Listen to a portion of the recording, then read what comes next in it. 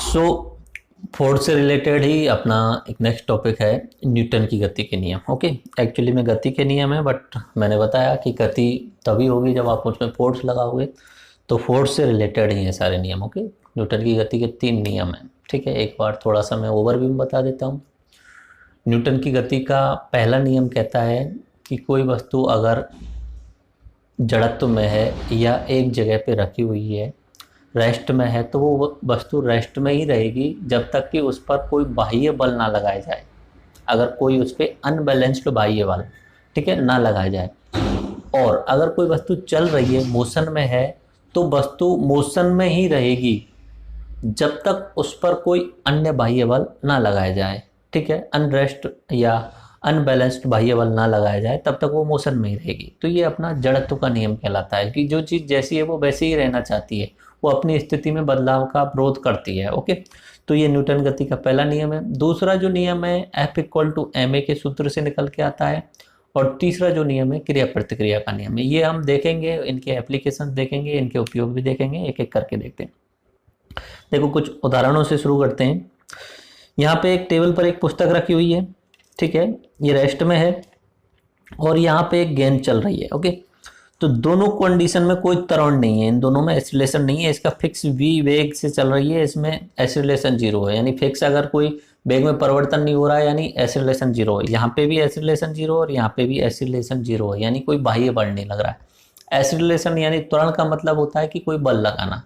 अगर अभी थोड़ी देर पहले मैंने आपको बताया कि बल लगाने का मतलब होता है उस वस्तु में, ऑब्जेक्ट में त्वरण उत्पन्न होता है और त्वरण के कारण वस्तु एक स्थान से दूसरे स्थान पे चली जाती है। ओके, तो इन दोनों में कोई त्वरण उत्पन्न नहीं हो रहा है। ओके, तो ये ऐसे ही रहेंगे जैसा वो हैं। ओके, अब कुछ एग्जाम्पल्स अगर आप देखते हो, जैसे कि कोई व्यक्ति, या आप ही देख लीजिए, जैसे आप छोटे रहे होंगे तो आप किसी बाग में गए, वहाँ पे आपको नींबू के पेड़ या आप किसी अमरूद के पेड़ में पास में चल जाते हैं। एक्चुअली में अमरूद का तो मजबूत ज़्यादा होता है, तो कोई ऐसा छोटा पेड़ जिसे आप हिला सको और जिसमें छोटे छोटे कुछ फल हों, तो आप क्या करते हैं, ऊपर नहीं चढ़ पाते हैं तो उस पेड़ को नीचे से हिलाने की कोशिश करते हैं जोर जोर से। जितना जोर से वो पेड़ हिलता है उतने ही वहाँ पे फल नीचे की साइड में गिरते हैं। जैसे कि आंधी आती है तो आंधी आने के साथ में पेड़ हिलता है, और जैसे ही आंधी खत्म हो जाती है तो आप पेड़ के नीचे जाएंगे तो बहुत सारे आपको अमरूद या फल जो भी आप देखना चाहेंगे वहाँ मिल जाएंगे आपको, और वहाँ पर आप इकट्ठा कर सकते हो। वो क्यों हो रहा है ऐसा? एक्चुअली में जो पेड़ के साथ में जो फल लटका हुआ है वो रेस्ट में है, उसमें कोई त्वरण नहीं है। जैसे ही हमने पेड़ में हलचल पैदा की तो वो जो फल है वो अपने रेस्ट में से चेंज नहीं होना चाहता है, ठीक है, कंडीशन चेंज नहीं करना चाहता है। अगर उसका जो टेंस लग रहा है, टेंस बल लग रहा है, जो उसकी टहनी के साथ में उसका टेंस बल लग रहा है, वो उनसे ज्यादा हो जाता है, एकदम से टेंस 1 से ज्यादा हो जाता है आपका हिलाने वाला बल, तो वो स्थिति में परिवर्तन नहीं करने के कारण वो जो फल है वो नीचे गिर जाते हैं। एक्चुअली में मतलब इसे बोल सकते हैं कि वो फल जो है सीधा आसान तरीके से फल जो है अपनी पोजीशन में चेंज नहीं करना पड़ जाता है, और अचानक से कोई वस्तु जो है वो एकदम से हिल जाती है तो उस पर जोर से फोर्स लगता है, उसके कारण उस पर टूट जाता है। इस तरीके से होता है। ऐसे देखिए आप, जैसे कि आप किसी चद्दर में अगर आप धूल भरी हुई है या बहुत समय से वो गंदी हो गई चद्दर, तो आप उसे क्या करते हो, जोर से, एकदम से जोर से उसे झड़कारना होता है, आप जैसे बोलते हो फटकारना है, इस तरीके से जो भी होता है। ओके, तो उसके साथ में धूल के कण निकलते हैं। अब क्यों निकलते हैं धूल के कण? एक्चुअली में जब वो रेस्ट में है तब उसके अंदर वो धूल के कण हैं। जैसे ही आपने उसे एकदम तेज झटके से नीचे की तरफ लिया तो आपकी चद्दर तो नीचे आ गई, लेकिन जो धूल के कण थे वो रेस्ट में थे, वो चद्दर के साथ में रेस्ट में से वो नीचे नहीं आ पाए और वो धूल के कण बाहर रह गए। ओके, आप किसी भी चद्दर को साफ करना, ये सब क्या है, अपने जड़त्व के नियम के हिसाब से ही काम करता है। सीट बेल्ट पहनना जरूरी होता है, ठीक है, क्यों जरूरी होता है, ये सब अपना इस एग्जाम्पल से या न्यूटन के प्रथम नियम से आपको समझ में आएगा। अभी थोड़ी देर में दिखाता हूँ। पेड़ को हिलाने पर फल क्यों गिरते हैं, आई थिंक ये क्लियर हो गया होगा। पेड़ को हिलाने पर जो फल है वो अपनी स्थिति में परिवर्तन का विरोध कर रहा है और इतना अधिक बल होने के कारण वो टूट जाता है फल। ओके, चद्दर को तेज हिलाने पर धूल क्यों निकलती है, आई थिंक ये क्लियर हो गया होगा। वो अपने स्थिति में परिवर्तन का विरोध करता है और अचानक से चद्दर को नीचे ले जाते हैं तो धूल के कण बाहर निकल जाते हैं। तो ये सब क्या है, न्यूटन की गति के प्रथम नियम। ओके, देखो यहाँ पे एक एनिमेशन है, आप इसे देखिए। एक व्यक्ति गाड़ी चला रहा है और सामने एक दीवार आती है, दीवार आते ही वो गाड़ी टकरा जाती है। गाड़ी टकराने के बाद में वो व्यक्ति उससे निकल के बाहर जाके गिर जाता है। क्यों हो रहा है ये सब? यही अपना जड़त्व का नियम या न्यूटन की गति का पहला नियम क्या कह रहा है?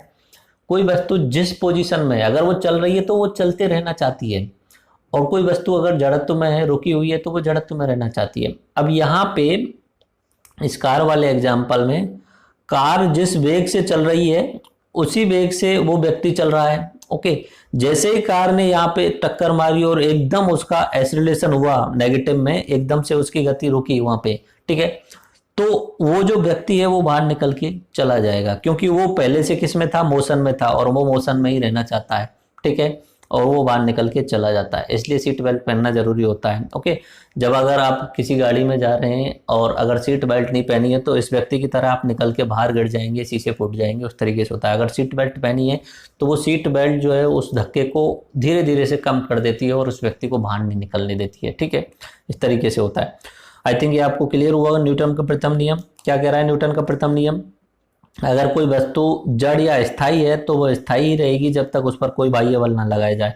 यदि कोई वस्तु गतिशील है तो वो गतिशील ही रहेगी जब तक उस पर कोई बाह्य बल ना लगाया जाए। बाह्य बल कैसा होना चाहिए? अनियंत्रित। नियंत्रित होगा तब तो बल जीरो रहता है, फोर्स जीरो ही रहता है। अनियंत्रित होना चाहिए, नहीं, बल की वैल्यू ज्यादा होनी चाहिए। न्यूटन फर्स्ट लॉ क्या कहता है? An object at rest stage at rest and an object in motion stage in motion with the same speed and in the same direction unless acted upon by an unbalanced force। okay, I think ये आपको clear हुआ।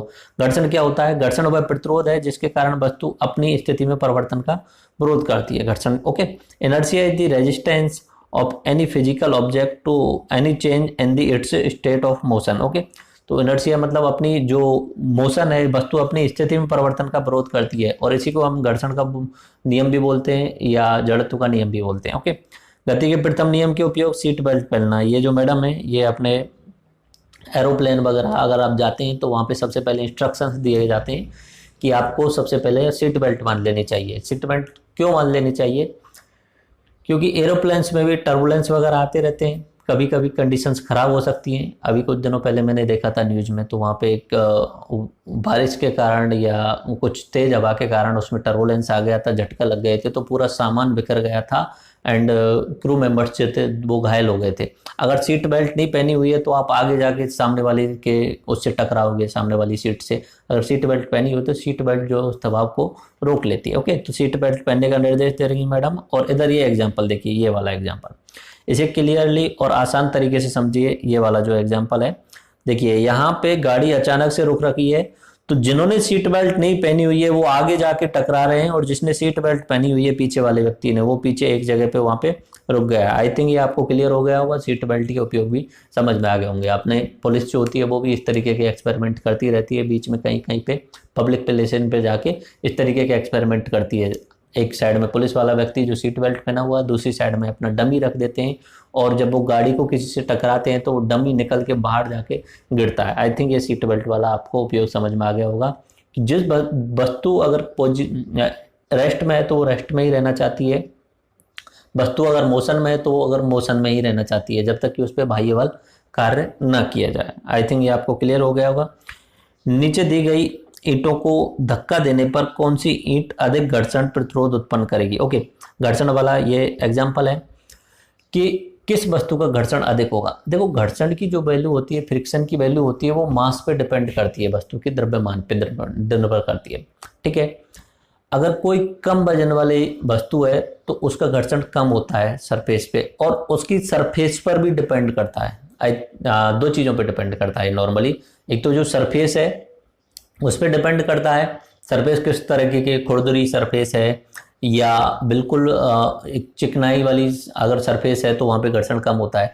तो घर्षण जो है normally दो चीज़ों पे डिपेंड कर रहा है। एक तो जो वस्तु का द्रव्यमान है उस पर भी डिपेंड कर रहा है, दूसरा वो डिपेंड कर रहा है उस सरफेस की जो चिकनाई है या उसका खुरदुरा है उस टाइप पे डिपेंड कर रहा है। उसका एक नियतांक होता है, कांस्टेंट होता है, घर्षण कांस्टेंट, तो वो अलग अलग सरफेस के लिए अलग अलग होता है। ओके, आई थिंक अभी इस एग्जांपल से आप देखेंगे तो नीचे दी गई कौन सी ईंट अधिक घर्षण महसूस करेगी, तो ठीक है, जो भी द्रव्यमान जिसका अधिक है वो अधिक घर्षण महसूस करेगी। तो घर्षण जो है वो द्रव्यमान के समानुपाती होती है।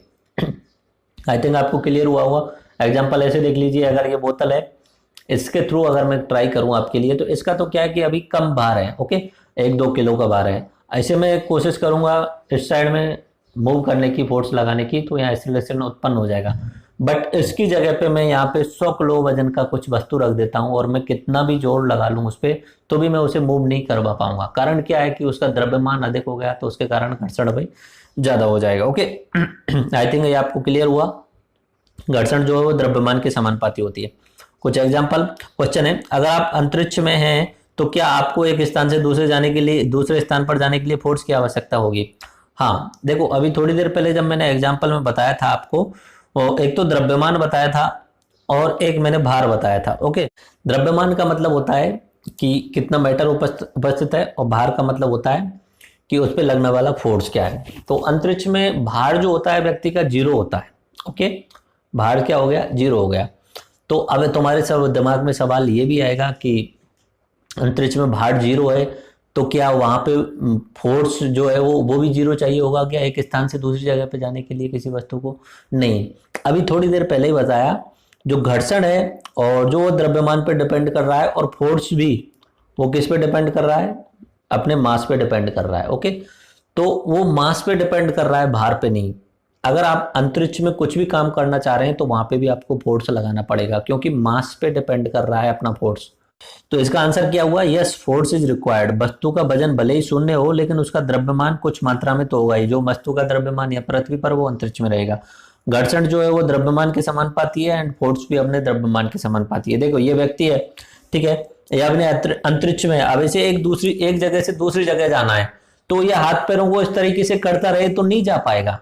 ठीक है, वहां अगर वैक्यूम है तो नहीं जा पाएगा वो, जब तक कि उसे फोर्स नहीं लगाया जाए, या तो उस पर कोई पीछे से आके धक्का दे या कोई चीज को पकड़ के वो पुल करे, तब तक नहीं जा पाएगा वो, बिल्कुल नहीं जा पाएगा। ओके, तो ये आप देख लीजिए, इस तरीके से करता रहेगा, घूमता रहेगा, इसी जगह पर रह जाएगा। पानी की बूंद है, जैसे कि आप पानी की बूंद को इस तरीके से गिराने की कोशिश करो, पानी की बूंद इसी जगह पर रुक जाएगी। ओके, अब वो बूंद वहीं रखी रहेगी जब तक कि उस पर कोई बाह्य फोर्स नहीं लगाओगे, आप कोई भी दबाव लगाओगे, तब जाके वो बूंद जो है वो एक जगह से दूसरी जगह जाएगी। ओके, जैसे कि ये भाई साहब अपने उसेन बोल्ट जी, आपने नाम सुना होगा, उसेन बोल्ट विश्व के सबसे तेज धावक।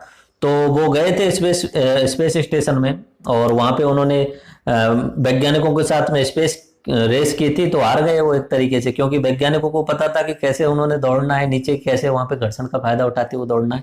और उसेन बोल्ट जी ने जोर लगा दिया तो वो ऊंचा चले गए, उठ गए। अब नीचे का प्रतिरोध करने के लिए, घर्षण करने के लिए कोई चीज नहीं बची, तो वो पीछे की साइड में रह गए। तो ये उसेन बोल्ट जी अपना जो वर्ल्ड कप, जो अपना ओलंपिक था उसमें गोल्ड जीतने के बाद में ये वहां गए थे स्पेस स्टेशन में, वहां वैज्ञानिकों के साथ इन्होंने रेस की थी। ओके, आई थिंक ये दोनों आपको क्लियर हो गए होंगे। अंतरिक्ष में भी आपको फोर्स की रिक्वायरमेंट होती है, वहां पे भी मास होता है। Okay, I think I clear हुआ। अनबैलेंस फोर्स, ये आपको जो मैं अब तक जो पढ़ा रहा हूँ वो अनबैलेंस फोर्स ही बता रहा हूँ।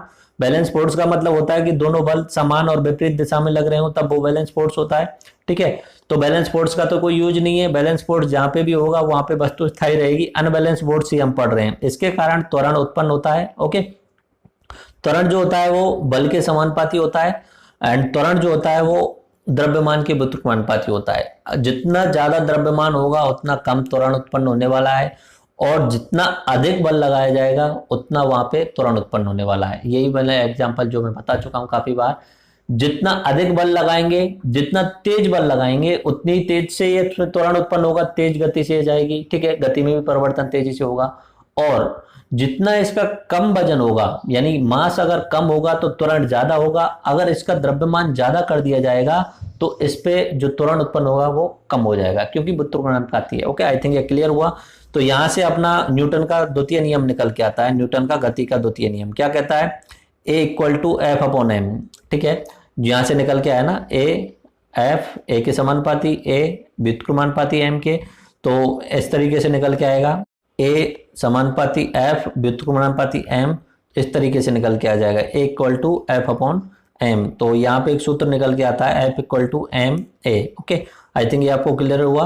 एंड इसमें 1 न्यूटन का मतलब क्या हुआ? 1 किलोग्राम की वस्तु को 1 मीटर पर सेकंड का त्वरण उत्पन्न करने के लिए जितना बल आवश्यक होता है उसे 1 न्यूटन बोला जाता है। त्वरण उसी दिशा में होगा जिस दिशा में शुद्ध बल आरोपित होगा, नेट फोर्स जिस दिशा में आरोपित होगा, ठीक है, यानी फाइनल फोर्स जिस दिशा में आरोपित होगा। ओके, यहाँ पे कुछ सवाल है, आप सॉल्व करने की कोशिश कीजिए। दो वस्तुएं हैं जिनका द्रव्यमान 3 kg एंड 6 kg है। ओके, अगर उन पर शुद्ध बल नेट फोर्स 12 न्यूटन आरोपित किया जाए तो दोनों वस्तुओं के उत्पन्न त्वरण का मान ज्ञात कीजिए। ओके, दो वस्तुएं, ए जिसका द्रव्यमान 3 kg है, दूसरी वस्तु है जिसका द्रव्यमान 6 kg है। ओके, इन पर फोर्स लगाया जा रहा है, मान लीजिए इन पर 12 न्यूटन का फोर्स लगाया जा रहा है इस डायरेक्शन में। ओके, इस पर भी लगाया जा रहा है और इस वाली वस्तु पर भी लगाया जा रहा है, इस डायरेक्शन में मान लो या दूसरी डायरेक्शन में, क्योंकि दोनों वस्तु ऑब्जेक्ट अलग अलग मान रहा हूं। ओके, तो इनमें उत्पन्न होने वाला त्वरण ज्ञात करना है आपको, बहुत आसान है। अगर ए पे निकालना है आपको, ए वाला ऑब्जेक्ट लीजिए, इसका मास कितना है 3 kg, फोर्स कितना लगा रहे हैं हम 12 न्यूटन, हमें क्या ज्ञात करना है त्वरण। F equal to M A है, ठीक है, ए इक्वल टू एम को नीचे लेके आ जाएंगे यहाँ से नीचे की साइड में, A equal to F upon M, F कितना है 12, एम कितना है 3, 4 meter second minus 2। Okay, I think I clear हुआ। सेम टू सेम बी पर, वहां पे m कितना है 3 की जगह 6 हो जाएगा, तो वहां पे 2 मीटर पर सेकंड स्क्वायर, ये अपना त्वरण आ जाएगा। आई थिंक ये क्लियर हुआ आपको। ओके, चलो अब हम चलते हैं। एक एग्जांपल आता है कि क्रिकेट खिलाड़ी कैच पकड़ते समय अपने हाथों को गेंद के साथ साथ पीछे की ओर तरफ ले जाता है ताकि तेज आघात ना लगे। ओके, देखो जब गेंद आ रही है, कैच लेना है किसी क्रिकेट खिलाड़ी को और गेंद आ रही है बहुत तीव्र गति से, तो नॉर्मली आपने देखा होगा क्रिकेट खिलाड़ी बॉल को पकड़ते हुए इस तरीके से पकड़ते हुए पीछे हाथ को ले जाता है इस तरीके से। उसका कारण क्या होता है, अगर वो इस तरीके से हाथ को अड़ा देगा तो उस पर जो फोर्स आ रहा है बॉल के कारण वो बहुत तेज लगेगा और हाथ को चोट होने की संभावना रहेगी। अब उस गेंद का उसे त्वरण कम करना है, तो त्वरण कम करने के लिए वो धीरे धीरे त्वरण कम करेगा तो उस पर आघात नहीं लगेगा।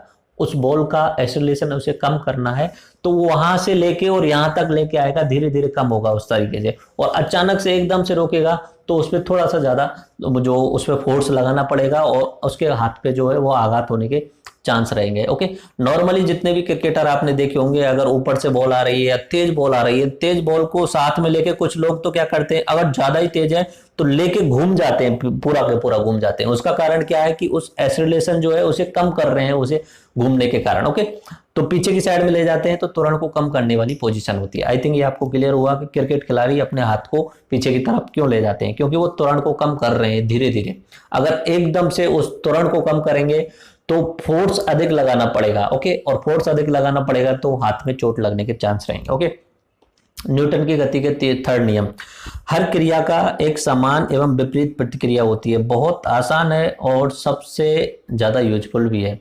कर्म सिद्धांत जिसे आप बोल सकते हो अपनी थ्योरी के अनुसार, अपना हिंदू थ्योरी के अनुसार या मतलब रियल लाइफ थ्योरी के अनुसार, कर्म सिद्धांत, जैसा कर्म करोगे वैसा ही फल मिलने वाला है। ये इतना आसान तरीके से आप इसे समझ सकते हो। कोई भी क्रिया आप कर रहे हो, ठीक है, उसका आपको कहीं ना कहीं आपको वहां पे रिएक्शन मिलने वाला है, सेम मात्रा में मिलने वाला है और अपोजिट डायरेक्शन में मिलने वाला है, 100% श्योर। ओके, पॉजिटिव अपना जो कर्म सिद्धांत है वो भी यही कहता है कि आप कोई भी कर्म कर रहे हो वो पॉजिटिव होगा या नेगेटिव होगा।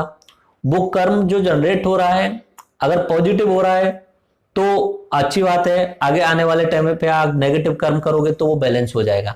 बट अगर आप गलती से भी नेगेटिव कर्म कर रहे हो तो उसका कहीं ना कहीं आपको रिएक्शन बाद में मिलने वाला है या उसी टाइम मिलने वाला है। बट फिजिक्स क्या कहता है, फिजिक्स कहता है कि कोई भी कर्म कर रहे हो, कुछ भी एक्शन कर रहे हो, तुरंत रिएक्शन मिलने वाला है। ओके, जैसे कि आप किसी हो सकता है एग्जाम्पल के थ्रू, जैसे कि आप किसी व्यक्ति को थप्पड़ मारते हो तो आपकी तरफ से आपने फोर्स लगाया और उसके गाल पे जाके वो लगा। ओके, आपने फोर्स लगाया और गाल पे जाके आपके हाथ ने उसके गाल पे एक्शन किया, बट आपको शायद पता नहीं हो उसके गाल ने भी आपके हाथ पे एक्शन किया हुआ है। ओके, अपने हाथ को लेके आप दीवार पे मारना कभी, तब आपको पता चलेगा कि आपके हाथ पे आघात होता है या नहीं होता है। ओके, आई थिंक ये आपको क्लियर हुआ। हर एक्शन का रिएक्शन होता है। Okay, for every action there is equal and opposite reaction. आया आप समझ में? प्रत्येक इंटरेक्शन में दो बल अवश्य होते हैं, ये मैंने आपको पहले ही बताया था कि दो बल तो जरूरी होते ही हैं, ठीक है। एंड दोनों बल जो पेयर ऑफ फोर्स है वो अलग अलग वस्तुओं पर लगते हैं, दोनों बल विपरीत दिशा में लगते हैं, दोनों बल समान होते हैं। Force always comes in pair, action force and reaction force. तो ये अपना थर्ड लॉ है। थर्ड लॉ क्या कह रहा है कि प्रत्येक इंटरेक्शन में दो बल लग रहे हैं। ओके, कोई वस्तु इस तरीके से अपने टेबल पे रखी हुई है तो एक्शन का रिएक्शन इस तरीके से वहां पे मिल रहा है। ओके, कुछ भी एक्शन हो रहा है उसका रिएक्शन मिलने वाला, और ये सबसे ज़्यादा इंपॉर्टेंट है। ठीक है, इसके आधार पे बहुत सारे एप्लीकेशन यूज में लिए जाते हैं। जैसे कि अपना सबसे आसान तरीके से मैं समझाऊं तो अपना रॉकेट जो थ्योरी है वो इसी पे चलती है। जैसे कि मैं सबसे आसान तरीके से मैं आपको समझाऊं तो अपना जो रॉकेट उड़ता है ना वो इसी थ्योरी पे उड़ता है। ठीक है, रॉकेट है, इस तरीके से अगर कोई रॉकेट है, उसके नीचे की साइड से बहुत सारा ईंधन जलने के कारण नीचे बहुत सारा धुआं होता है। वो क्या कर रहा है, एक्शन कर रहा है पृथ्वी पर, और पृथ्वी क्या कर रही है, उस पर रिएक्शन कर रही है, उसके कारण वो ऑटोमेटिक ऊपर उठ जाता है। ओके, और आगे जैसे जैसे जाता है तो वो जो धुआं होता है वो किस पे एक्शन कर रहा है, वायु पे, और वायु क्या कर रही है, उस पर रिएक्शन कर रही है।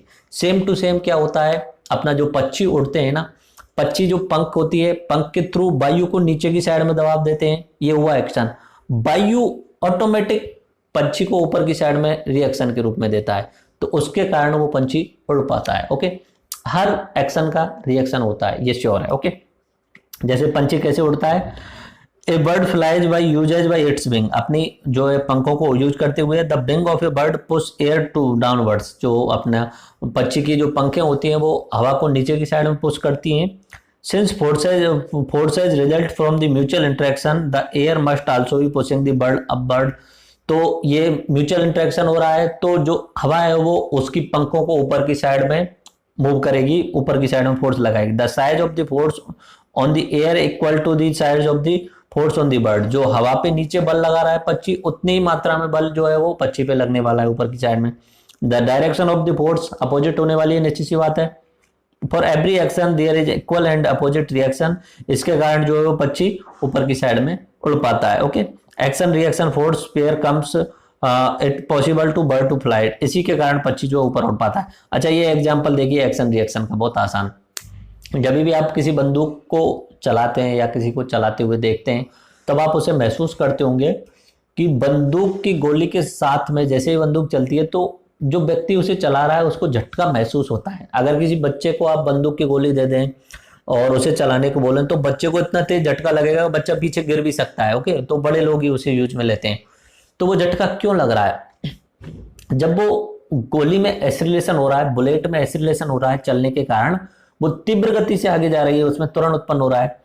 ये हुई क्रिया, जैसे ही वो गोली आगे जा रही है पीछे की साइड में वो दबाव दे रही है, यानी रिएक्शन देके जा रही है। ओके, तो उसके कारण उस बंदूक पर भी रिएक्शन हो रहा है पीछे की साइड में। अब गोली का द्रव्यमान जो है वो कम है, गोली का द्रव्यमान क्या है, कम है, और द्रव्यमान और त्वरण का रिलेशन मैंने बताया कि अगर द्रव्यमान कम है तो त्वरण ज्यादा होगा। अब बंदूक जो होती है उसका द्रव्यमान जो होता है गोली की तुलना में काफी अधिक होता है, तो बंदूक का द्रव्यमान अधिक कारण उस पे जो पीछे की साइड में वो त्वरण कम होता है। ठीक है, बट वो सामने वाला व्यक्ति है वो भी फोर्स से पकड़ के रखा हुआ है, उसे बल लगा के पकड़ा हुआ है ताकि छोटा सा झटका लगता है उसमें। ओके, अगर किसी छोटे बच्चे को पकड़ा देंगे तो बच्चा पीछे की साइड में गिर जाएगा उसमें। ओके, तो ये अपना बंदूक का होता है। ये एग्जांपल यहां देख लीजिए कैनन का। कैनन यानी तोप से जब गोला बारूद बाहर फेंकी जाती है तो जो तोप होती है वो अपने आप पीछे की साइड में चली जाती है। देख लीजिए इस एग्जांपल के थ्रू आप देख लीजिए, तोप जो है वो पीछे की साइड में जाएगी, जैसे ही वो गोला बाहर निकलेगा तो पीछे की साइड में चल जाती है। तो गोले का क्या हुआ, एक्शन, और पीछे की साइड में क्या हुआ, रिएक्शन हो गया। ओके, गाड़ी का सड़क पर चलना भी ये एक्शन रिएक्शन का ही एग्जाम्पल है। गाड़ी का जो पहिया होता है वो सड़क पर नीचे की साइड में वहां पे एक्शन लगा रहा है और सड़क वापस से उस पर रिएक्शन लगा रही है ताकि पहिया मूव करने लग जाता है। ओके, एक्शन एंड रिएक्शन, इसी के कारण हम आप चल पाते हैं, उसका भी यही है कि एक्शन के अपोजिट में रिएक्शन लग रही है। ओके, इसे एग्जांपल से आप ऐसे समझिए कि कोई व्यक्ति अगर नाव में बैठ के और नाव को नदी के किनारे पे लगा लेता है और नाव से अगर वो उतरने की कोशिश करता है अचानक से, तो जैसे ही वो नाव से उतरेगा नाव पे पीछे की साइड में रिएक्शन होगा और नाव पीछे की साइड में चली जाएगी थोड़ा सा। ओके, तो इस तरीके के वहां रिएक्शन होता है। गाड़ी कैसे चलती है वो आपको समझ में आया। कार के पहिए सड़क पर बल लगाते हैं, सड़क विपरीत दिशा में समान मात्रा में पहियों पर बल लगाती है, जिसके कारण कार का चलना संभव होता है। ठीक है, ये इसरो का लॉन्च व्हीकल है। मैं बता चुका हूँ काफी बार क्या होता है लॉन्च व्हीकल और क्या होते हैं सैटेलाइट्स। ठीक है, तो इस तरीके से आप देखिए कितना धुआं वो नीचे प्रेशर लगा रहा है और उसके कारण जो है वो वापस से एक्शन के अपोजिट में रिएक्शन हो रहा है, जिसके कारण जो है वो ये अपना सैटेलाइट लॉन्च व्हीकल जो है वो उड़ पा रहा है। ओके, आई थिंक ये आपको क्लियर हुआ। एक क्वेश्चन लेते हैं, बंदूक से गोली चलाने पर बंदूक में झटका क्यों लगता है? आई थिंक ये आपको क्लियर हो गया, न्यूटन का थर्ड नियम। The force on the rifle equal to the force on the bullet opposite, चूंकि तुरंत द्रव्यमान बल दोनों पर निर्भर करता है, बंदूक का द्रव्यमान अधिक होने के कारण सिर्फ झटका महसूस होता है। आई थिंक ये मैंने अभी क्लियर किया, वही है। रॉकेट कैसे उड़ता है? आंसर क्रिया प्रतिक्रिया का नियम। ओके, ये वाला रॉकेट उड़ रहा है, ये शायद अपना एलन मस्क की कंपनी वाला रॉकेट है आई थिंक। ओके, तो अभी हमने क्या किया, न्यूटन की गति का द्वितीय नियम क्या देखा, एफ एम ए। पहला नियम क्या था? पहला नियम था घर्षण का नियम, अगर कोई वस्तु स्थायी है तो वो स्थायी रहेगी, जिसमें मैंने आपको सीट बेल्ट वाला उदाहरण बताया था, ठीक है। एंड कोई वस्तु रखी हुई है तो वो रखी रहेगी, और कोई गतिशील है तो वो गतिशील ही रहना चाहेगी। अच्छा, ये आप सोच सकते हैं कि यार सर, जैसे कि किसी बॉल को हमने रड़का दिया थोड़ी ऐसे इस तरीके से, वहां पे कहीं पे भी चला दिया, या किसी पहिए को चला दिया, तो क्या वो चलता ही रहेगा? क्योंकि आपने तो बताया कि वो अगर गतिशील है तो गतिशील रहेगी। एक्चुअली में आदर्श कंडीशन ऐसी है कि वो चलता रहेगा, बट रियलिटी में क्या होता है कि उस पर अदर फोर्सेज भी काम कर रहे हैं। अदर फोर्सेज कौन कौन से काम कर रहे हैं? एक तो अपना घर्षण फोर्स काम कर रहा है नीचे वाला, ओके, जो उसे प्रतिरोध कर रहा है, रोकने की कोशिश कर रहा है। दूसरा उस पर क्या काम कर रहा है? हवा का रेजिस्टेंस, हवा जो है चारों तरफ से हवा भी उसे रोकने की कोशिश कर रही है, ओके। तो दो फोर्स जो है वो काम करते हैं, जिसके कारण आगे चलने पर थोड़ा धीरे धीरे होते जाता है, वो धीमी होती जाती है उसकी गति, और आगे जाके कोई भी वस्तु जो है रुक जाती है, ओके। अगर मैं किसी भी चीज को मान लेता हूं, किसी गेंद को रोल कर देता हूं, आदर्श कंडीशन ये कहती है कि कोई वस्तु अगर आपने फोर्स करके उसमें वेग और एक्सेलरेशन जनरेट कर दिया तो वो चलती रहेगी। लेकिन रियलिटी में क्या हो रहा है, दो अदर फोर्सेज और लग रहे हैं। अगर किसी गेंद को ऐसी जगह ले जाते हैं, ऐसी जगह ले जाते हैं जहां पे जो सरफेस है नीचे वाली, वहां पे घर्षण का नियतांक जो है वो 0 है, ठीक है, यानी चिकनी सतह है, ओके, और वहां पे वैक्यूम है, हवा नहीं है, और किसी गेंद को ऐसे जनरेट कर देते हैं, चला देते हैं, तो वो गेंद जो है वो चलती ही रहेगी, रुकने वाली नहीं है, अगर वहां पे घर्षण नियतांक 0 है और हवा नहीं है। तो ये ओरिजिनल कंडीशन है, यही न्यूटन ने कहा है, अगर कोई वस्तु मोशन में है तो वो मोशन में रहेगी। दूसरा नियम F equal to M dot A, यानी फोर्स लगाने पर त्वरण उत्पन्न होगा, त्वरण जो है वो अपना फोर्स के समानुपाती होगा, द्रव्यमान के व्युत्क्रमानुपाती होगा। और तीसरा नियम क्या हुआ? क्रिया प्रतिक्रिया का नियम। आई थिंक आपको न्यूटन के नियम क्लियर हो गए हैं। अब हम नेक्स्ट टॉपिक की तरफ चलते हैं। नेक्स्ट टॉपिक जो है अपना गुरुत्वाकर्षण बल। सो हम नेक्स्ट टॉपिक पर आ चुके हैं, उसी का भाग मान सकते हो, फोर्स का चल रहा है अभी तक, फोर्स हमने कंप्लीट किया, न्यूटन के नियम कंप्लीट किए, और उसी का एक हिस्सा और मान सकते हो गुरुत्वाकर्षण बल। बट ये अपने आप में एक अलग ही टॉपिक होता है, तो हम उसे अलग टॉपिक के रूप में देख रहे हैं। देखो, प्रकृति ने जो 4 नियम दिए थे वो मैंने आपको बता दिए, 4 मूलभूत बल बताए थे मैंने आपको, फंडामेंटल फोर्स। एक तो होता है न्यूक्लियर, स्ट्रॉन्ग न्यूक्लियर, एक होता है वीक न्यूक्लियर, एक मैंने बताया था इलेक्ट्रोमैग्नेटिक फोर्स यानी विद्युत चुंबकीय बल, और एक बताया था मैंने ग्रेविटेशनल फोर्स यानी गुरुत्वाकर्षण बल। और सबसे कमजोर जो होता है वो गुरुत्वाकर्षण बल होता है। गुरुत्वाकर्षण बल इन सभी में कमजोर बल होता है, ओके, ठीक है। तो गुरुत्वाकर्षण होता क्या है? गुरुत्वाकर्षण क्या होता है? देखो, आसान तरीके से समझिए, इस पूरे ब्रह्मांड में कोई भी 2 ऑब्जेक्ट हो, कोई भी 2 ऑब्जेक्ट, वो 2 ऑब्जेक्ट आपस में एक दूसरे पर बल लगा रही है, दिस इज दी गुरुत्वाकर्षण। कोई भी 2 ऑब्जेक्ट, मैं और मेरे सामने कोई भी वस्तु रखी है, या बोतल रखी है, या कैमरा रखा हुआ है, या कुछ भी टेबल वगैरह या कुछ भी रखा हुआ है, उनके बीच में कुछ ना कुछ फोर्स लग रहा है, दिस इज दी श्योर 100%। कोई भी 2 ऑब्जेक्ट, ये पेन और ये पेन, इन दोनों के बीच इस समय एक फोर्स लग रहा है, इस समय भी फोर्स लग रहा है। तो बोले सर ये आपस में एक दूसरे की तरफ आ क्यों नहीं रहे? क्योंकि जो फोर्स लग रहा है उसकी मात्रा जो है वो बहुत कम है। आप कैसे डिसाइड करोगे मात्रा कम कैसे? अभी थोड़ी देर में बता देता हूँ कि फोर्स जो लग रहा है उसकी मात्रा कम कैसे। हम इस पृथ्वी पर रुके हुए हैं, वो क्यों रुके हुए हैं? क्योंकि 2 ऑब्जेक्ट के बीच में फोर्स लग रहा है। किस किस के में?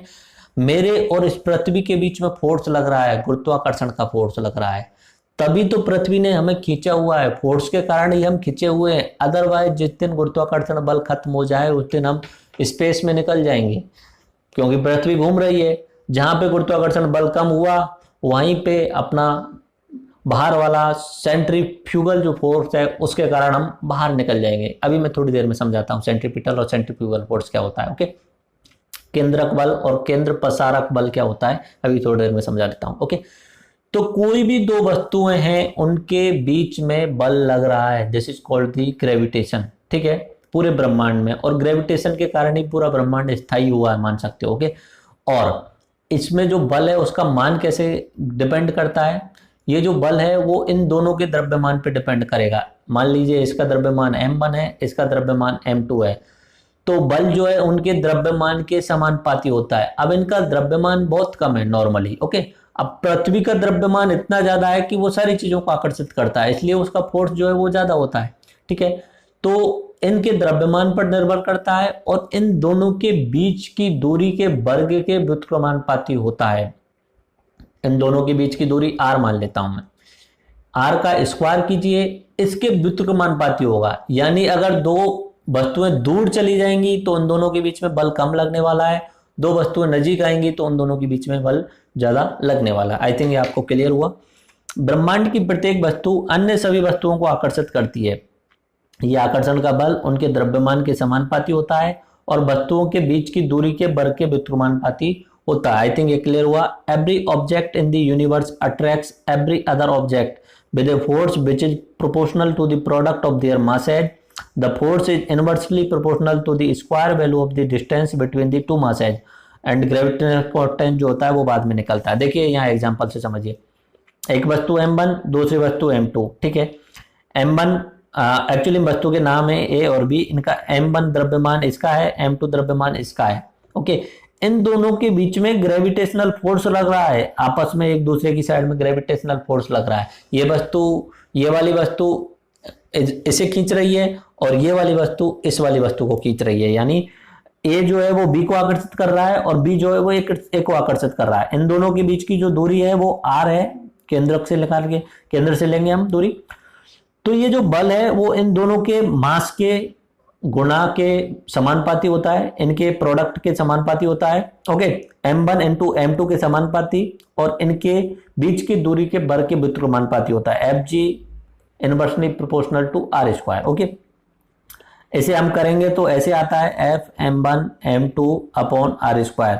और वैज्ञानिक इस समानुपात को खत्म करने के लिए यहाँ पे कांस्टेंट लेके आते हैं g, ठीक है, जिसे हम बोलते हैं गुरुत्व नियतांक, और जिसकी वैल्यू क्या है 6.673 into 10⁻⁻11 newton metre square kilogram -2। ये अपना जी की वैल्यू है। आई थिंक ये आपको रटना चाहें तो रट सकते हैं, ठीक है। गुरुत्व नियतांक की वैल्यू क्या है ये रटना चाहें तो आप रट सकते हैं। ये वैज्ञानिकों के द्वारा बनाया गया फॉर्मूलाज को यूज करते हुए, ओके।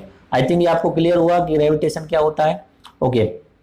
जब सारी वस्तुएं एक दूसरे को आकर्षित करती हैं तो फिर चंद्रमा पृथ्वी की ओर क्यों नहीं गिरता? अब दिमाग में ये भी सवाल आएगा। जैसे कि ये अपना पृथ्वी के चारों तरफ चंद्रमा घूम रहा है, भाई पृथ्वी जो है वो काफी भार है उसका और चंद्रमा को आकर्षित कर रहा है वो।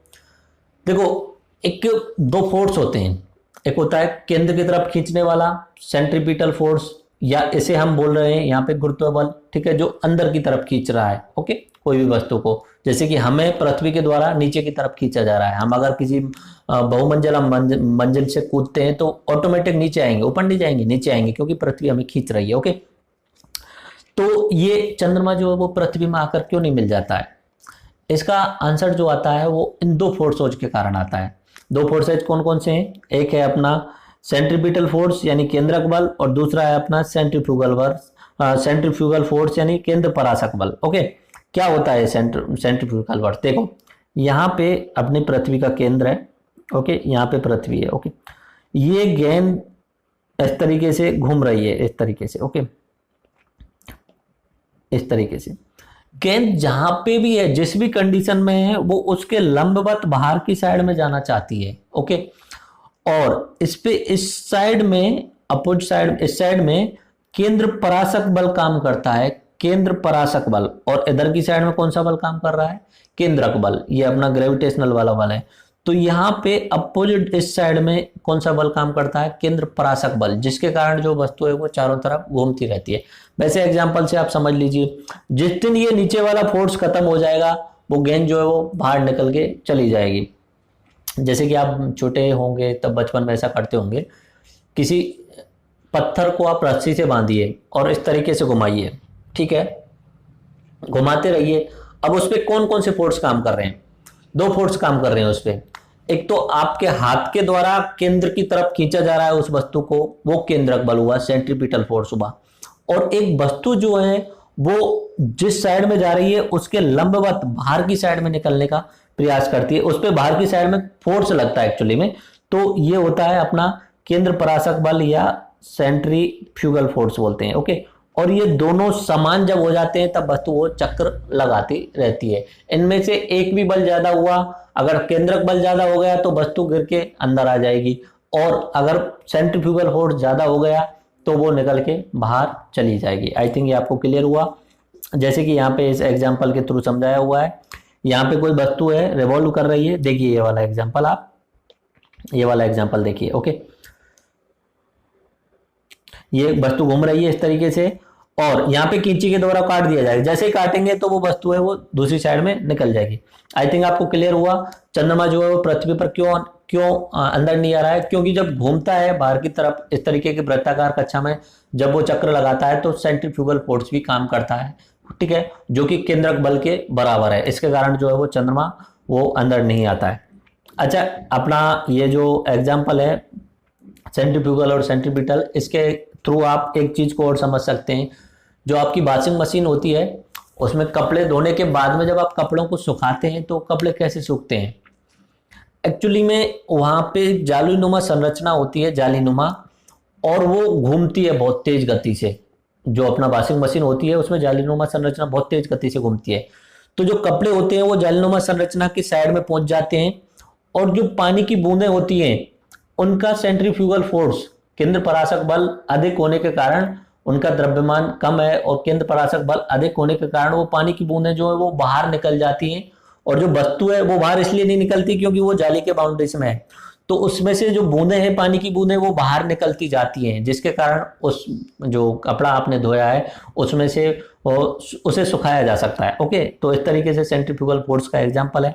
सेंट्रीपिटल फोर्स, जब आप किसी कार को किसी राउंड राउंड घुमाओगे तो उसका जो पहिया है, नीचे वाला पहिया, वो जो है वो सेंट्रीपिटल फोर्स की तरह काम करेगा। ओके, देख लिए सेंट्रीफ्यूगल फोर्स का एग्जांपल देखिए। When water is removed from the clothes and clothes are dried in the machine, basic principle is central force act upon the water. Okay, जो पानी है उसके कारण जो बूंदें हैं वो बाहर निकल जाएंगी छिद्रों के माध्यम से, और वस्तु जो है वो सूख जाएगी या कपड़े जो है सूख जाएंगे। और सेंट्रीपिटल फोर्स का example, as a car makes a turn, the force of friction acting upon the turned wheel of the car provides centripetal force required to circular motion. ठीक है, तो जो घर्षण होता है, पहिए का घर्षण बल होता है, वो सेंट्रीपिटल फोर्स यानी केंद्र की तरफ आकर्षित करता है। अगर पहियों में घर्षण ना हो, चिकनाई हो, तो वो सीधा का सीधा निकल भी सकते हैं। ओके, और कभी कभी ऐसा भी हो जाता है कि सेंट्रीफ्यूगल फोर्स जो होता है वो ज्यादा हो जाता है, तो बहुत सारे वाहन जो मुड़ नहीं पाते जितना वो चाह रहे हैं। अगर तेज गति से आप मोड़ रहे हो तो उस समय सेंट्रीफ्यूगल फोर्स ज्यादा हो जाएगा, ठीक है, और जो वाहन है वो मुड़ने के बजाय सीधा निकल जाएगा और आप गिर सकते हैं आगे की साइड में। ओके, अगला, क्या गुरुत्वाकर्षण बल द्रव्यमान का गुरुत्वाकर्षण बल पर द्रव्यमान का अंतर या प्रभाव होता है। ओके, अब ऐसे एक सवाल कि नॉर्मली एग्जाम में भी पूछा जाता है कि कोई आप बहुमंजिला बिल्डिंग पे खड़े हो जाइए, 5 मंजिला बिल्डिंग पे, वहां से 2 वस्तुओं को गिराइए। ओके, एक ये बोतल लीजिए इस तरीके से, और एक ये पेन लीजिए। ठीक है, बोतल का भार जो है वो 2 kg मान लेता हूँ, भार नहीं मानूंगा, द्रव्यमान जो है वो 2 kg मान लेता हूँ। ओके, और इस पेन का मैं सिर्फ अपना 100 ग्राम मानता हूँ, और इसे 5 मंजिला बिल्डिंग ऊपर से गिराता हूँ। तो आप खुद से सोच के बताइए कि कौन सी चीज धरती पर आकर नीचे पहले गिरेगी। ठीक है, आपके दिमाग में एक ही चीज आएगी कि जिसका वजन ज्यादा होगा नीचे आके पहले गिर जाएगी। एक्चुअली में ये थ्योरी गलत है आपके दिमाग में अगर है तो। गुरुत्वाकर्षण बल पर द्रव्यमान का फर्क नहीं पड़ता है, गुरुत्वाकर्षण बल पर द्रव्यमान का फर्क नहीं पड़ता है। अगर आप इन दोनों को एक साथ में गिराओगे ना तो मोस्ट प्रोबेबली चांस यही है कि ये दोनों एक ही टाइम पर आके गिरेंगी। अगर कंडीशन क्या है, क्योंकि बीच में हवा जो है ना वो हवा काम करने वाली है, और हवा का प्रतिरोध जो है वो इन पे डिपेंड करने वाला है। अब इस पे इतना ज्यादा हवा का फोर्स नहीं लगेगा, इस पे थोड़ा ज्यादा लग सकता है, बट प्रोबेबली चांस यही है कि दोनों ही इक्वल टाइम पे आके गिरेंगे। अगर हम वैक्यूम में अगर इन दोनों को गिराएं निर्वात में, तो दोनों एक्यूरेट टाइम पर नीचे आके गिरेंगे, भले ही आप 500 मीटर से गिराओ या 1000 मीटर से गिराओ। ओके, स्वतंत्र रूप से गिरती हुई सभी वस्तुएं गुरुत्वाकर्षण के कारण त्वरण महसूस करती हैं। आई थिंक ये आपको क्लियर हुआ। एक्सीलरेशन ड्यू टू ग्रेविटेशन, त्वरण क्या हो रहा है, वस्तु के द्रव्यमान पर निर्भर नहीं करता है। त्वरण जो है वो वस्तु के द्रव्यमान पर निर्भर नहीं कर रहा है यहाँ पे। And the acceleration experience is the independent to its mass. And अर्थात सभी वस्तुएं जो हल्की या भारी हैं समान दर से नीचे गिरती हैं। ओके, पत्थर भी गिराओ या पत्ती भी गिराओ, अब पत्ती पे थोड़ा लेट आएगी, उसका कारण क्या है कि हवा का उस पर फोर्स लगेगा ऊपर की साइड में। वास्तविकता में वायु का प्रतिरोध बल भी काम करता है, एयर रेजिस्टेंस। ओके ओके, यहाँ पे मैंने वो एग्जांपल लगा दिया है जो कि गैलीलियो के द्वारा एक्सपेरिमेंट किया गया था शुरुआत में। तो गैलीलियो ने एक बहुमंजिला इमारत से दो अलग अलग द्रव्यमान की वस्तुओं को गिराया, तो दोनों ही एग्जैक्ट टाइम पर आके गिरी थी वहां पे। ओके, तो जो गुरुत्वाकर्षण बल जो है वो यहाँ पे द्रव्यमान पर निर्भर नहीं कर रहा है। ठीक है, ओके, आई थिंक ये आपको क्लियर हुआ। तो ये याद रख लेना, हो सके तो आपको, वैसे याद रखना ही जरूरी है। आपके दिमाग में ये होगा कि अधिक भार वाली वस्तु है तो वो जल्दी आके गिर जाएगी, कम भार वाली जो है वो दिल लेट में आके गिरेगी। एक्चुअली में ऐसा कुछ नहीं है, क्योंकि गुरुत्वाकर्षण बल जो है वो किस पे डिपेंड नहीं कर रहा है, मास पे डिपेंड नहीं कर रहा है। आई थिंक ये आपको क्लियर हुआ। अब हम चलते हैं नीचे की साइड में, गुरुत्वाकर्षण बल का कुछ एग्जाम्पल या जिन थ्योरीज के मैं बताने वाला था। अर्थ और बी इल्यूजन वर्स्ट, एंड हम पृथ्वी पे कैसे टिके हुए हैं, ये अभी थोड़ी देर पहले मैंने आपको बता दिया। हमारे अंदर बहुत सारे इल्यूजन यानी भ्रम भरे हुए हैं। ठीक है, एक्चुअली में जो मैंने बताया ना कि ये मोह माया दुनिया, उस तरीके का कॉन्सेप्ट बिल्कुल सही है। बहुत सारी चीज़ें ऐसी होती हैं। देखो जैसे कि लैंग्वेज, यूनिवर्स ने जब यूनिवर्स बना था तब भगवान ने सिर्फ दो लैंग्वेज बना के दी थी, एक तो गणित की लैंग्वेज 0 और 1, और दूसरी जो लैंग्वेज बना के दी थी म्यूजिक। उसके अलावा हम हिंदी इंग्लिश ये सब हमने आके बनाई। ओके, यूनिवर्स जब बना था तब भगवान ने कोई दिशा बना के नहीं दी थी, ऊपर नीचे कुछ नहीं होता था, उत्तर दक्षिण पूर्व पश्चिम कुछ नहीं होता था। ठीक है, ये हमने हमारी सहूलियत के हिसाब से बनाई हुई है। अंतरिक्ष में आप जाइए, अब अंतरिक्ष में एक व्यक्ति है जिसके लिए ऊपर नीचे क्या मतलब है, जहां पे ग्रेविटेशन 0 है, अगर वो व्यक्ति इस साइड में नीचे की साइड में मुंह किया हुआ है, ऊपर की साइड में मुंह किया हुआ है, उसके लिए कोई फर्क ही नहीं पड़ेगा, क्योंकि उस पर कोई फोर्स ही फील नहीं हो रहा है। आई थिंक ये आपको क्लियर हो रहा होगा। आपके दिमाग में ये फितूर बैठा रह सकता है कि यार व्यक्ति उल्टा साइड में है तो वो उल्टा हो रहा है, उल्टा है, और वो एक्चुअली में है ही नहीं, ऊपर या नीचे नहीं होता है। अपना जो यूनिवर्स ने बनाया है उसमें ऊपर नीचे नहीं है, ये हमने ऊपर नीचे हमारी पृथ्वी की कंडीशंस के हिसाब से बनाए हुए हैं, क्योंकि पृथ्वी का गुरुत्वाकर्षण बल नीचे की तरफ लगता है, हमें खींचता है अपनी तरफ, नीचा ऊपर नहीं होता, बट हमें खींच रहा है, तो हमने जो नीचे की साइड में अपना नीचा और ऊपर की साइड में ऊपर बना लिया इस तरीके से। ओके, तो ये सवाल कि कोई व्यक्ति अपना भारत पे कैसे टिक सकता है, अंटार्कटिका पे कैसे टिक सकता है, क्यों नीचे क्यों नहीं गिर जाएंगे, ये दिमाग में आना चाहिए ना। मैंने ग्लोब में बताया था आपको कि कोई व्यक्ति यहाँ पे, आपके दिमाग में यही आएगा कि यार यहाँ पे रहने वाले लोग नीचे क्यों नहीं गिर जाते, नीचे की साइड में। एक्चुअली में हम सब उल्टे लटके हुए हैं, हमें पृथ्वी ने अपने पैरों से बांधा हुआ है, हमें खींचा हुआ है अपनी तरफ में। यहाँ वाला व्यक्ति हो या यहाँ वाला व्यक्ति हो, जिस दिन पृथ्वी का जीरो हो जाएगा, गुरुत्वाकर्षण बल 0 हो जाएगा, उस दिन ही हम सब ब्रह्मांड में घूमने लग जाएंगे। ओके, अंतरिक्ष में जैसे घूमते हैं उस तरीके से। आई थिंक ये आपको क्लियर हुआ। ये इल्यूजन है, एक भ्रम है जो आपके दिमाग में बैठा हुआ है। बाकी जो भ्रम है, जीते रहें, संसार है, चलने का नाम है, गाड़ी चलती रहती है ऐसे ही, माया जाल में सभी फंसे हुए हैं, तो आपको भी फंसना है। ओके, अगर एक व्यक्ति अपने कंधे पर भारी थैला रखकर ऊंची इमारत से कूदता है तो कूदने के दौरान क्या कितना बल महसूस करेगा व्यक्ति। ओके, अगर आप या कोई भी व्यक्ति ऊंची इमारत से अपना कंधे पे थैला रख लेता है और वो कूदने की कोशिश करता है ऊपर से और कूदता है, तो जो कूदने की प्रोसेस है उसके दौरान उसके कंधे पे उसे फोर्स फील होगा क्या?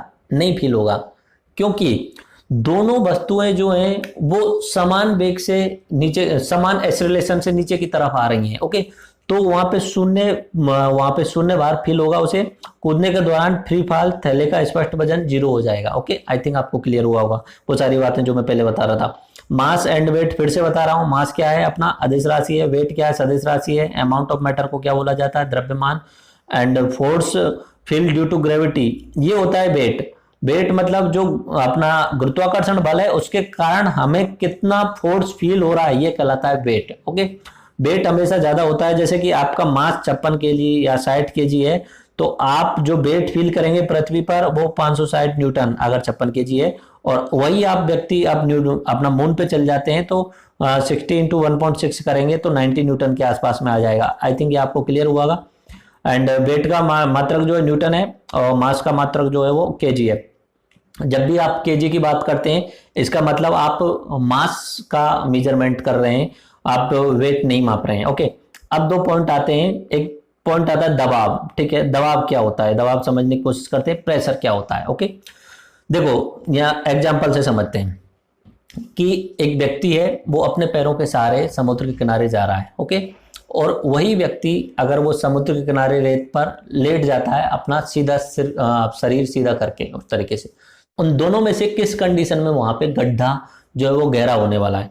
ठीक है, आप श्योरली देख सकते हैं इमेज है कि इसके जो पैर हैं उनके द्वारा गड्ढा अधिक होगा, और अगर कोई व्यक्ति लेटा हुआ है तो उतना गड्ढा वहां पे नहीं होने वाला है। ओके, एंड आप कभी भी आप देख लीजिए, अगर दीवार में आप किसी मोटी नुकीली कील को आप ठोकने की कोशिश करोगे तो नहीं ठोक पाओगे, और आप बिल्कुल बिल्कुल पैनी वाली या कील को आप ठोकने की करोगे कोशिश, तो वो उसे अंदर तक वहां ले जा सकते हो, उसमें गड्ढा कर सकते हो। और इस वाली कंडीशन में जो गड्ढा ज्यादा नहीं होगा। ओके, तो यहाँ पे डेंट गहरा होने वाला है। पूरे शरीर का भार एक छोटे सतही क्षेत्रफल के द्वारा रेत पर पड़ता है, और इसमें सतही क्षेत्रफल अधिक है। अब ये समझिए, ये सतही क्षेत्रफल क्या होता है। देखो, जब हम चलते हैं तो पूरा मास जो है वो सेंटर के थ्रू अपने पैरों पे आ जाता है। ठीक है, तो वहां पे सतही क्षेत्रफल सिर्फ और सिर्फ पैर के थ्रू रहा। सिर्फ सतही क्षेत्रफल कितना रहा, एक पैर का नीचे वाला हिस्सा है उसके थ्रू रहा। ओके, तो सतही क्षेत्रफल अगर कम है उसका, तो वहां पे डेंट ज्यादा पड़ने वाला है, गड्ढा ज्यादा होने वाला है। और सतही क्षेत्रफल अधिक है तो वहां पे गड्ढा कम होने वाला है, क्योंकि वहां पे द्रव्यमान बट गया, पूरे हिस्से में बट गया, पूरे शरीर पे बट गया। ओके, आई थिंक ये आपको क्लियर हुआ। जैसे कि आप किसी वस्तु को, इस पेन को ही इस तरीके से आप किसी पानी में इस तरीके से फेंकते हो, इस तरीके से, तो इसका सतही क्षेत्रफल जो नीचे वाला हिस्सा है ना, वो बहुत कम है। जैसे ही आप इसे फेंकोगे तो इसके कारण गड्ढा, पानी में फेंको या रेत में फेंको, चलो मैं रेत में मान लेता हूं, रेत में अगर फेंकते हो, अपना रेगिस्तानी रेत में फेंकते हो, तो इसके कारण नुकीले होने के कारण, सतही क्षेत्रफल कम होने के कारण अधिक गड्ढा होगा और पेन धंस जाएगा। और पेन को इस तरीके से फेंकोगे ना तो उतना नहीं धंस पाएगा, क्योंकि इसकी सतह का क्षेत्रफल, ये वाली सतह का क्षेत्रफल जो है वो क्या है, अधिक है, सतही क्षेत्रफल अधिक हो जाएगा। आई थिंक ये आपको क्लियर हुआ। ओके, सतही क्षेत्रफल वाला पॉइंट, इसी आधार पे हम पानी में तैरते हैं, इसी आधार पे जहाज जो है वो पानी में चलते हैं। ओके, आई थिंक आपको मैं समझा देता हूं आगे। जैसे कि एक दो एग्जांपल और देख लीजिए। कोई नई सड़क बनी हुई है। ओके, हाथी में वैसे तो काफी वजन होता है, बहुत सारा वजन होता है, और एक महिला है जिसने सैंडल पहने हुए हैं इस तरीके के, ठीक है, जिन्हें ऊंची एड़ी सैंडल बोला जाता है, या जो भी है, नुकीले सैंडल पहने हुए हैं उन्होंने। ओके, अब इनमें से किस कंडीशन पे गड्ढा ज्यादा होने वाला है, जबकि हाथी का वजन जो है वो ज्यादा है, फिर भी गड्ढा जो है वो इन सैंडल्स के कारण अधिक होगा, नई सड़क पे या रेतीली जमीन पे। ठीक है, इस कारण से चलना मुश्किल हो जाएगा अगर आप रेतीले स्थानों पे चलने की कोशिश करेंगे, जबकि हाथी रेतीले स्थानों पे अच्छे तरीके से चल पाता है, ऊंट रेतीले स्थानों पर अच्छे तरीके से चल पाता है, उसके पैर नहीं धंसते हैं, क्योंकि उसका जो भार है वो उसके नीचे वाले हिस्से यानी सतही क्षेत्रफल पर आ गया, और सतही क्षेत्रफल क्या हो गया, थोड़ा सा चौड़ा हो गया, बड़ा हो गया, उसके कारण जो भार जो है वो वितरित हो गया, और वहां डेंट नहीं होता है। The force acting on a object perpendicular to the surface is called the thrust. Okay, thrust का मतलब होता है जोर लगाना। ओके, किसी भी चीज पे लंबवत इस तरीके से जोर लगाना, ये थ्रस्ट कहलाता है। Okay, the effect of thrust is larger when it is acted on smaller surface area. अगर सरफेस को हिंदी में बोलते हैं जोर। ठीक है, जोर मतलब परपेंडिकुलर लगाना किसी वस्तु पे, तो वो जोर होता है, और इसका प्रभाव अधिक होता है अगर सरफेस एरिया अगर कम है, एरिया अगर कम है तो जोर क्या होगा, अधिक हो जाएगा। आई थिंक ये आपको क्लियर हुआ। अगर एरिया अधिक है, सरफेस एरिया अधिक है, तो जोर क्या होगा, कम होगा। Okay, the effect of thrust is smaller when it is acted on large surface area. अगर ये लार्ज सरफेस एरिया के थ्रू वहां पे फैल रहा है, वितरित हो रहा है, तो इफेक्ट कम होगा। दस pressure is define the thrust acting on per unit area. तो एक यूनिट एरिया में कितना थ्रस्ट है वो क्या कहलाता है, प्रेशर। ओके, तो यहाँ परिभाषा देख लीजिए, दबाव इकाई क्षेत्रफल पर पड़ने वाला जोर क्या कहलाता है, प्रभाव। Pressure is defined as the thrust acting on per unit area. I think ये आपको क्लियर हुआ। ओके, एप्लीकेशन क्या है इसके, चाकू वाला, अगर पेना चाकू है, उससे आप किसी वस्तु को काटोगे या किसी सब्जी को काटोगे तो बहुत आसानी से काट सकते हो, क्योंकि उसका जो प्रेशर होने वाला है पर यूनिट एरिया वो अधिक होने वाला है, क्योंकि उसका जो क्षेत्रफल जो है ना, सरफेस क्षेत्रफल नुकीला होने के कारण सरफेस क्षेत्रफल क्या हो गया, कम हो गया। और अभी मैंने बताया कि अगर एरिया कम है तो जोर कितना होगा, अधिक होगा। आई थिंक ये आपको क्लियर हुआ। अगर आप चाकू जो पहना नहीं है, उसका तीक्ष्ण नहीं है, शार्प नहीं है, उस चाकू को आप ले लोगे तो उससे सब्जी काटना आपके लिए मुश्किल हो जाएगा। आई थिंक ये क्लियर हुआ। शार्प चाकू से काटना आसान होता है। इसी तरीके से आप किसी भी कील को आप दीवार के अंदर ठोकने की कोशिश करोगे तो नुकीले पेच को दीवार के अंदर ठोका जा सकता है, ठीक है, नुकीला होना चाहिए। अगर वो सामने से नुकीला नहीं है तो उसे ठोकना इतना आसान नहीं होगा।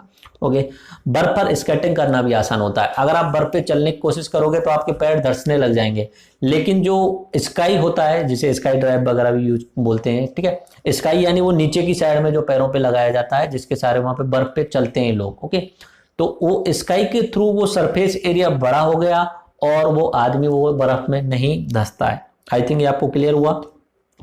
अब यहां से एक नया पॉइंट आता है, उत्प्लावक बल, वोएंट फोर्स जिसे बोला जाता है। वोएंट फोर्स आपने नाम तो सुना होगा, 6-7 क्लास में आपको पढ़ाया भी होगा, ठीक है, उत्प्लावक बल। अच्छा, एक चीज और है यहाँ पे, मैं आपको बताया नहीं पाया, देखो ये जो नियम आप पढ़ रहे हो, न्यूटन के गति के नियम या अभी आर्किमिडीज का सिद्धांत या उत्प्लावक बल या जो अभी मैंने बताया ना सरफेस एरिया वाला, ये सब नियम जो है प्रकृति ने बना के दिए हुए हैं।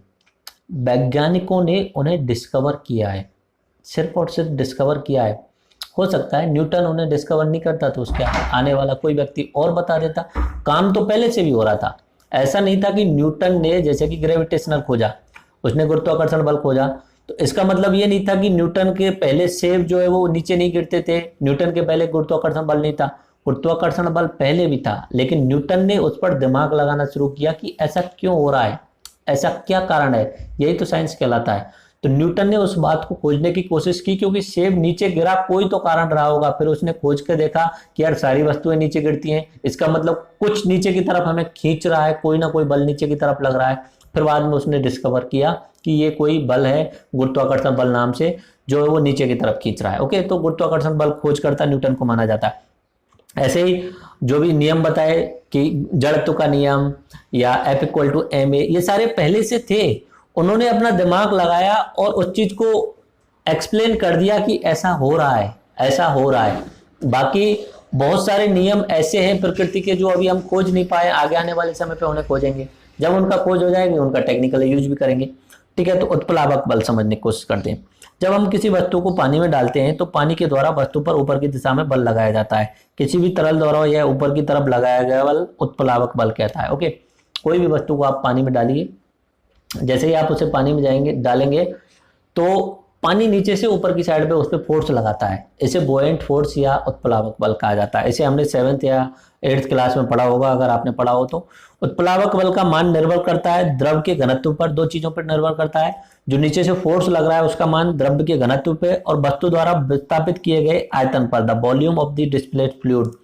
जितना वस्तु वहां पे पानी निकाल रहा है, यानी जितना पानी वहां पे घेर रहा है, उस पर निर्भर कर रहा है। और वो जो द्रव है, पानी हो सकता है, शहद हो सकता है, कुछ भी हो सकता है, जो भी द्रव्य जो भी है, उसकी डेंसिटी पे, देखो यहाँ पे डेंसिटी पे निर्भर करने के कारण, और जब भी ये दोनों फोर्स इक्वल हो जाते हैं, एक तो वस्तु पर, जैसे कि मैं इस बोतल को पानी में गिराता हूं तो इस बोतल पर नीचे की साइड में हमेशा गुरुत्वाकर्षण बल तो लग रहा है, Fg नीचे की साइड में लग रहा है, और पानी में जाने के बाद में पानी इस पे ऊपर की साइड फोर्स लगाता है, उत्प्लावक बल यानी बॉयंट फोर्स लगा रहा है। तो जब भी अपना गुरुत्वाकर्षण बल और उत्प्लावक बल बराबर हो जाएंगे तो ये जो बोतल है वो तैरने लग जाएगी। आई थिंक ये आपको क्लियर हो गया होगा, ठीक है। तो ऐसे ही एग्जाम्पल अगर हम घनत्व वाला देखें, इजराइल और जॉर्डन के पास में एक समुद्र है जिसे डेड सी बोला जाता है, मृत सागर बोला जाता है। उसका जो घनत्व है, क्योंकि वहां पे मिनरल्स खनिज बहुत ज्यादा पाए जाते हैं, तो उसका घनत्व जो है वो काफी ज्यादा है। यानी वहां पे अपना ये जो मिनरल्स होते हैं, नमक वगैरह, ये बहुत ज्यादा पाए जाते हैं, घनत्व बहुत अधिक है। तो वहां पे आदमी को तैरने की जरूरत नहीं है, वहां आप जाइए, पानी में कूद जाइए, अपने आप पानी आपको तैराता रहेगा, आपको कोई भी एक्शन करने की जरूरत नहीं है, क्योंकि पानी अधिक डेंस है। और डेंस अधिक होने के कारण उत्प्लावक बल जो है वो अधिक होगा। अभी मैंने बताया उत्प्लावक बल का किस पे नाम निर्भर कर रहा है, घनत्व पे और विस्थापित किए गए आयतन पर। ओके, तो आप वीडियो देख लेना, भले अपना डेड सी में लोग तैरते रहते हैं, अखबार भी पढ़ते रहते हैं, किताब भी पढ़ते रहते हैं, जाके सो गए वहां पे और कोई भी एक्शन नहीं करना है, वो तैरते रहेंगे ऑटोमेटिक, क्योंकि पानी उन्हें ऊपर की तरफ धकेल रहा है। पानी क्यों धकेल रहा है? क्योंकि वहां का घनत्व अधिक है। ओके, मृत सागर में लोग स्वतः तैरते हैं क्योंकि मृत सागर का घनत्व बहुत अधिक है। ये व्यक्ति पानी पर तैर रहा है और अखबार भी पढ़ रहा है या किताब भी पढ़ रहा है, ठीक है, वहां पे आपको कोई एक्शन लगाने की जरूरत नहीं है। अब आता है जहाज पानी पर कैसे तैरता है जबकि छोटी सी सुई डूब जाती है। ये इसी बात पर निर्भर कर रहा है अपना उत्प्लावक बल पर। आई थिंक ये आपको अभी थोड़ी देर पहले समझाया, वस्तु द्वारा स्थापित किए गए आयतन पर। अगर आप किसी नुकीली, ये दोनों ही, जैसे जहाज है वो भी आयरन का है और अपनी जो सुई होती है वो भी अपनी आयरन की, लोहे की। ओके, आप सुई को किसी पानी में फेंकिए। ओके, सुई को अगर पानी में फेंकेंगे तो वो सुई जो है वो ऑटोमेटिक नीचे चली जाएगी और तैर नहीं पाएगी। कारण क्या रहा?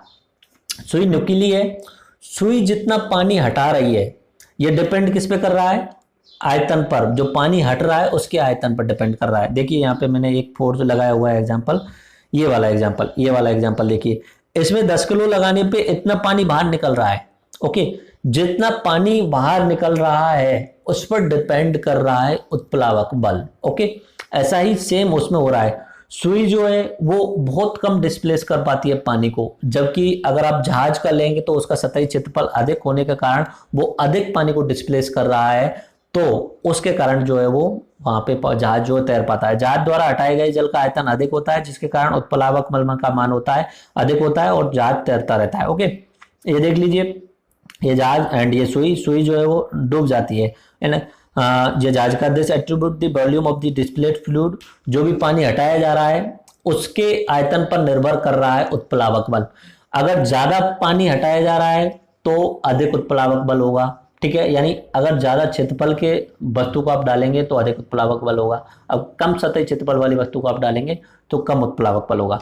The nail can displace a very small volume of water thus it sinks, यानी अपना जो सुई है वो बहुत कम पानी को हटा पाती है तो वो डूब जाती है, और शिप जो होता है वो अधिक पानी को हटा पाता है तो इसके कारण वो तैरता रहता है। Anything that float in water will have laser density than water. सीधा सा लास्ट में ये निकल के आता है, कोई भी वस्तु अगर पानी के ऊपर तैर रही है इसका मतलब ये है कि पानी का घनत्व अधिक है और उस वस्तु का घनत्व कम है, सीधी सी बात ये है। ओके, आई थिंक ये आपको क्लियर हुआ। हो सकता है ये बोतल मैं ले लेता हूं, इस बोतल के अंदर में बहुत ज्यादा वजन वाले हीरे डाल देता हूं जिनमें वजन भार ज्यादा है, 10 किलो 15 किलो 20 किलो के बराबर, ठीक है, 20 किलो नहीं, मैं मान लेता हूं 50 किलो। इस बोतल को उन हीरों के साथ में अगर मैं पानी में डालूंगा तो ये बोतल पूरी अंदर चली जाएगी, डूब जाएगी, क्योंकि इसके द्वारा जो पानी हटाया जा रहा है ना उसका वजन और इसके अंदर का जो आयतन है, वो जो हटाया गया आयतन है और इसका जो आयतन है, क्योंकि आयतन का मतलब क्या होता है, डेंसिटी का आयतन जो है उसके अंदर जो वॉल्यूम डेंसिटी है वो इसमें बहुत अधिक है, तो उसके कारण ये डूब जाएगा। अगर मैं इसी बोतल को मैं खाली अगर मैं पानी में डालता हूँ, इसे बिल्कुल खाली कर देता हूँ, इसमें कुछ भी नहीं डालता हूँ, तो ये उस पर तैरती रहेगी। इसका कारण क्या है कि इसके द्वारा जो पानी हटाया जा रहा है उसके कारण उत्प्लावक बल उत्पन्न हो रहा है, तो जो डेंस कम है वो ऊपर रहेगी, जो कम घनत्व वाली वस्तु है वो ऊपर रहेगी, जो अधिक घनत्व वाली वस्तु है वो नीचे रहेगी, सीधी सी बात ये है। ओके, अगर इसमें मैं हीरे रख के डाल रहा हूं तो इसका घनत्व क्या हो जाएगा, डेंसिटी बहुत ज्यादा हो जाएगी। ओके, और इसे खाली रख के मैं डाल रहा हूं तो इसका घनत्व जो होगा कम होगा, ठीक है। दोनों एग्जाम्पल में ही आपको समझ में आ गया होगा। अगर ये इसमें बहुत सारा वजन भरा हुआ है, इसका घनत्व ज्यादा है तो ये डूब जाएगी, और ये खाली है तो ये नहीं डूब पाएगी। आई थिंक ये आपको क्लियर हुआ। इसी से रिलेटेड है अपना आर्किमिडीज का सिद्धांत, जो भी मैंने बताया। आर्किमिडीज का सिद्धांत क्या कहता है, the weight of the displayed liquid is the buoyant force, यानी कि विस्थापित किए गए जल का भार उत्प्लावक बल के मान के बराबर होता है। जब वस्तु को डाल रहे हैं तो पानी बाहर निकल रहा है, इसका जो भार है, विस्थापित किए गए जल का भार जो उत्प्लावक बल के मान के बराबर होता है। जितना वो वस्तु जो पानी बाहर निकाल रही है उसके कारण उत्प्लावक बल जनरेट हो रहा है। आई थिंक ये आपको क्लियर हुआ। ऐसे एग्जाम्पल है हाइड्रोमीटर, इससे तरल पदार्थ है उसकी शुद्धता की माप की जाती है। लैक्टोमीटर, दूध की शुद्धता की माप की जाती है। ओके, और जहाज और उनके निर्माण के लिए कौन सा पदार्थ यूज करना है ये भी पहले ही चेक किया जाता है। लैक्टोमीटर आपने सुना होगा, दूध को मापने का एक यंत्र होता है, दूध की शुद्धता मापने का यंत्र होता है। एक्चुअली में दूध की डेंसिटी जो होती है उसके हिसाब से उस लैक्टोमीटर में इस तरीके की कुछ नलियां होती हैं, इस तरीके की लैक्टोमीटर इस तरीके का होता है। ओके, यहाँ पे भी इस तरीके का एग्जांपल दिया हुआ है, तो इनमें दोनों में से कोई भी मान लीजिए, ये वाला है लैक्टोमीटर का। ओके, तो जो उस जो परख नली टाइप की जो होती है उसके अंदर उस तरीके का पदार्थ होता है जिसका डेंसिटी घनत्व जो होता है वो दूध के घनत्व से कम होता है। ठीक है, अगर दूध के घनत्व से कम है तो वो वस्तु है ऊपर तैरती रहेगी। अगर आपने उस दूध में पानी मिला दिया तो पानी मिलाने पे घनत्व कम हो गया दूध का, और जो वस्तु तैरने के लिए आप डालने वाले हैं उसमें उसका घनत्व जो है वो पहले की तुलना में रहेगा तो भाई, बट पानी मिलाने के कारण पानी का घनत्व और दूध का घनत्व कम हो गया तो वस्तु उसमें डूब जाएगी। आई थिंक ये आपको क्लियर हो गया होगा। मैंने यहाँ पे आपको गुरुत्वाकर्षण बल पूरा बता दिया है। ओके, ये जो एग्जाम्पल है नीचे की साइड में आप देख सकते हैं, ये उत्प्लावक बल का एग्जाम्पल है इस तरीके से। ओके, तो अभी अपना फोर्स के बाद में न्यूटन के नियम और यहाँ पे गुरुत्वाकर्षण बल कंप्लीट हो गया है। अब हम नेक्स्ट टॉपिक की तरफ चलते हैं, और नेक्स्ट टॉपिक जो है वो अपना कार्य, ऊर्जा एवं शक्ति।